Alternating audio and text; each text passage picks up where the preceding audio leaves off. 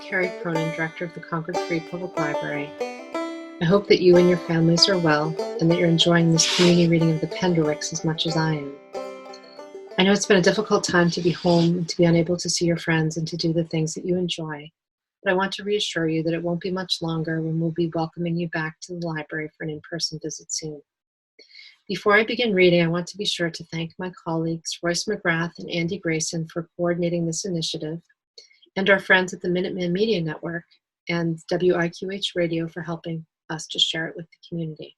Now, together, let's find out how this wonderful story ends. Chapter 18, Goodbye for Now. But the next morning, the car was loaded and the cottage key slid under the mat, and the only person there to say goodbye was Harry, in a black Harry's tomato shirt. Black because I'm sorry you're leaving, he said. I'll miss the excitement. And you haven't heard any news about Jeffrey, said Skye. You mean since he ran away and his mother found him hiding with you? Harry shook his head. I really am going to miss the excitement. Harry, tell him we left presents on the front porch, said Jane. I'll do that.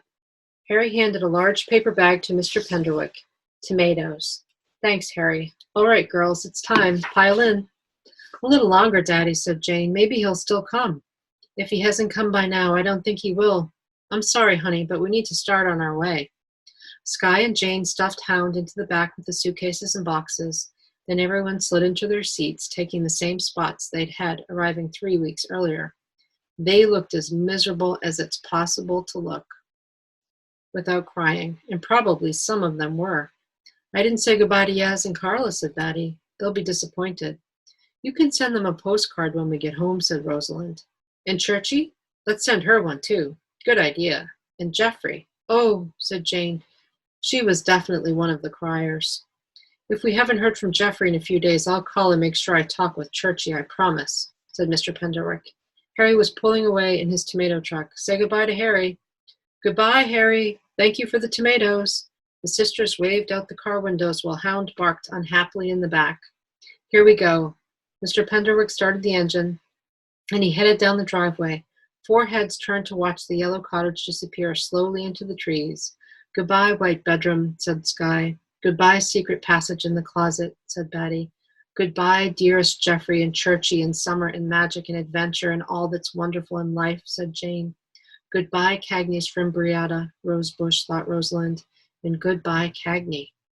She turned around and unfolded the map, a brand new, uneaten one. There was the route home marked in red. She'd done that the night before. But the red line was oddly blurry. Annoyed, Rosalind dashed the tears out of her eyes. At the end of the driveway, we turn right onto Stafford Street, she told herself resolutely. Then we go left on... Whoops, said Mr. Penderwick, stepping on the brakes. He'd left his glasses on the kitchen counter and had to run back for them, which meant that Skye and Jane had the chance to check the tunnel for Jeffrey one last time. And in a flash, they were out of the car and racing off. Rosalind turned around and looked at Batty, very small and woebegone in the back seat. Are you all right? She asked. No. Endings are sad, aren't they? Yes. And way in the back, Hound whimpered in agreement. Rosalind was trying not to whimper herself, for now that it was too late, all of a sudden she knew she'd made a mistake. I'm an idiot, she thought. I'm only 12 years old, well, 12 and a half. And Cagney's much too grown up to be my boyfriend. But he was my friend, and I hid from him the last time he came to see me. And he didn't come to say goodbye today. And if he remembers me at all, he'll remember me as this little jerk who fell into the pond and ruined his date, and I'll never see him again, ever, for the rest of my life, if only. Hey, Rosalind. And there he was at her window in his Red Sox cap, friendly and cheerful and just the same as always. Rosalind's if onlys floated away, and she was left with that now familiar hit by a truck feeling. And although it was a nice feeling this time, her heart was beating so quickly and her breath was so queerly shallow that she couldn't say anything, but could only open the door and stumble out of the car. Cagney caught and steadied her before she fell down altogether. Still having trouble with your head, he asked. No, yes, let me see. She pushed aside her hair and let him gravely inspect her bruise while she tried to calm her nerves. Doesn't look like there'll be any permanent damage, he said, unless you had a concussion, and that's why you're babbling. I'm not babbling, she said it very slowly and precisely. Good. He looked into the car.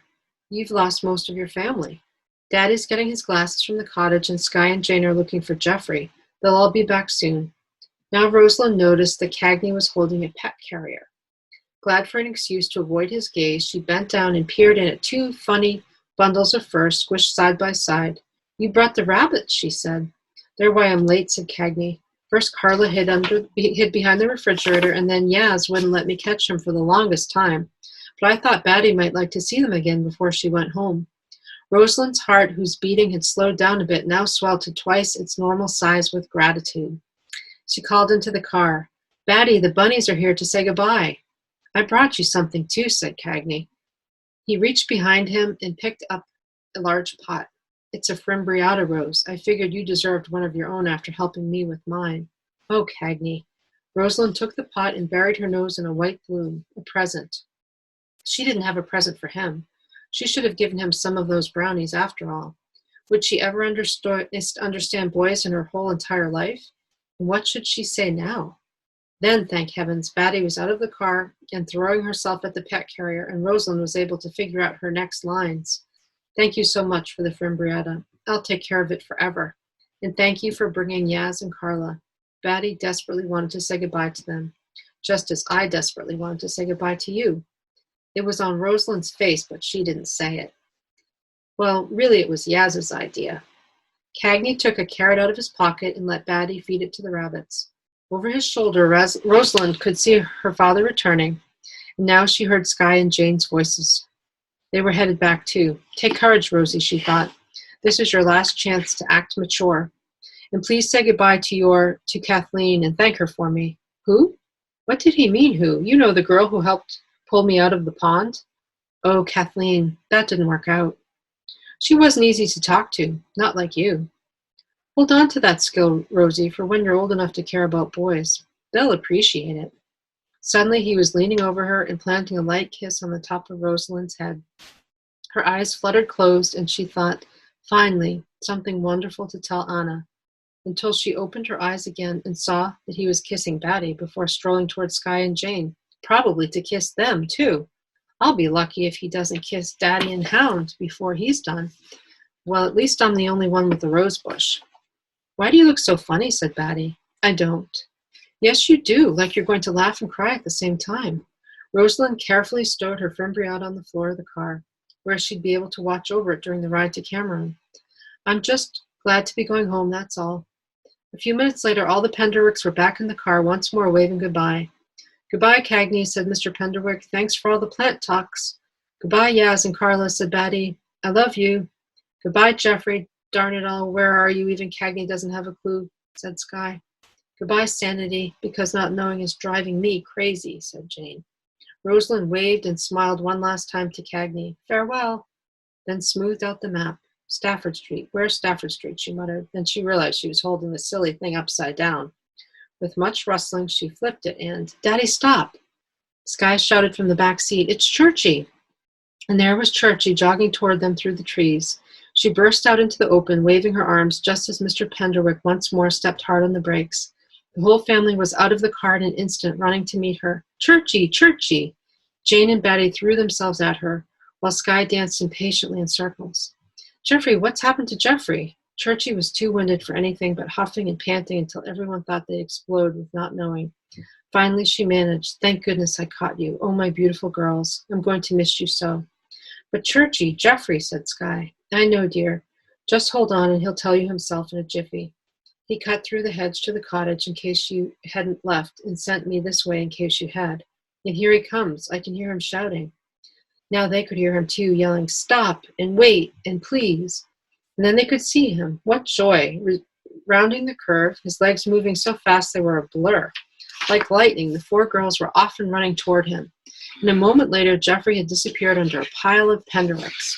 When he came up for air, he was laughing and talking as fast as he could. I'm sorry I'm late, but Mother just made the phone call to the school this morning, and they said yes, and...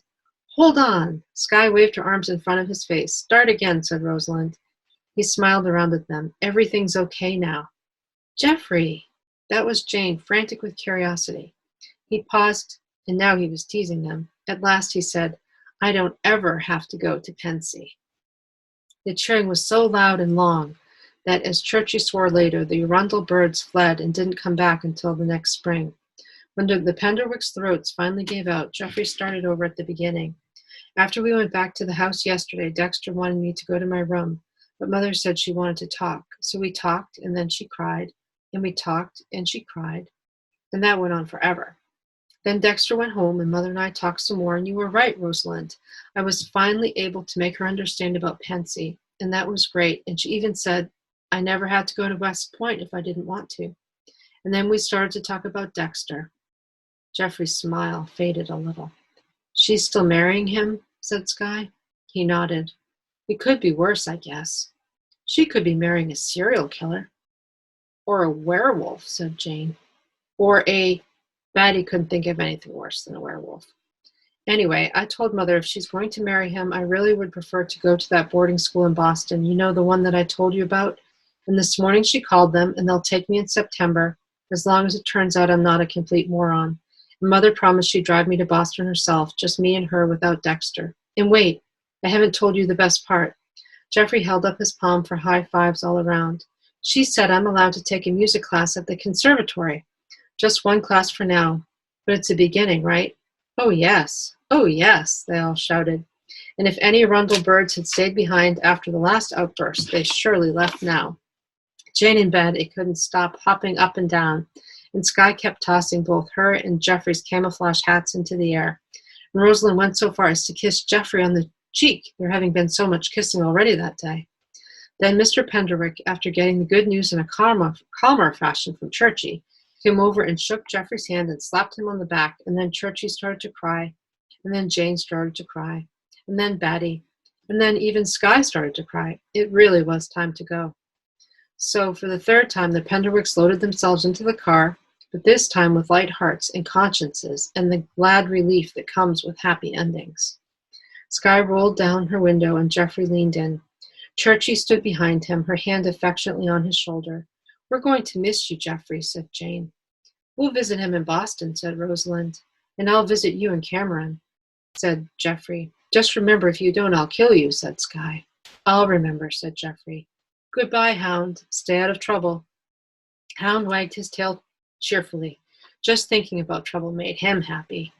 Okay, everybody, let's go, said Mr. Penderwick. Goodbye, Geoffrey. Congratulations again, and the very best of luck. Goodbye, said everyone. And off they went again, down the long driveway. Well, off they went for about 20 yards, anyway, because by then Batty was pleading with her father to stop the car just one last time, that she had something to do. What is it, Batty, said Rosalind. Something very important. Please stop, Daddy. It won't take long. So Mr. Penderwick stopped, and Jane let Batty out her side. Everyone hung out their windows to watch Batty run back toward the cottage, calling to Geoffrey. He walked forward to meet her. What's she up to, said Skye. She's telling him something, said Jane. He looks surprised, said Rosalind. Oh. Do you see what she's doing, said Jane. I can't believe this. She's taking off her wings and giving them to Geoffrey, said Skye. He's putting them on, said Jane. My wise little Batty, said Mr. Penderwick. Maxima debitor puella reverentia. With that, there was nothing left to say. They all sat in silence while Batty trotted back, climbed in over Jane, and settled in her seat. Now we can go, said Batty. But Batty, your wings, said Rosalind. I told Geoffrey he could borrow them. What did he say, said Skye. He said thank you. Nothing else? Yes, he said goodbye for now. That's nice, said Jane. I like that. Hound, say goodbye for now, said Batty. Woof, said Hound. Then they were gone. Thanks, everyone. Hope to see you soon.